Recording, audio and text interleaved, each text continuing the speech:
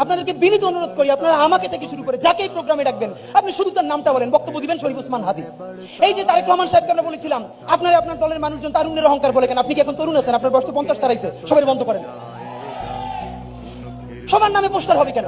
মানে প্রত্যেকে, আমি তো জামাত ইসলামকেও বলবো যদি তাদেরকে পাই, প্রত্যেক দলকে বলতে চাই প্রত্যেকটা পলিটিক্যাল পার্টির লিডারদের নাম দিয়ে ছবি দিয়ে একমাত্র পোস্টার করতে পারবে তাদের কেন্দ্রীয় কার্যালয়।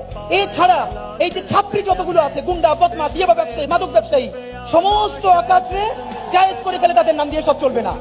যদি আপনি ইয়াবা ব্যবসায়ী, মাদক ব্যবসায়ীদেরকে পোস্টারে আপনার নাম ছবি ব্যবহার করতে দেন, তাহলে ও যে খুন করে, চাঁদাবাজি করে, তার দায়ও আপনার নিতে হবে। আর যদি দায় নিতে না চান তাহলে বলে দিতে হবে আমার কেন্দ্রীয় কার্যালয় ছাড়া কোন পোস্টারে, কোন ফেস্টুনে যদি আমার নাম ব্যবহার করে ওরে বাইন্ধে রাখবেন, আমরা ওদেরকে থানায় দিয়ে দিই।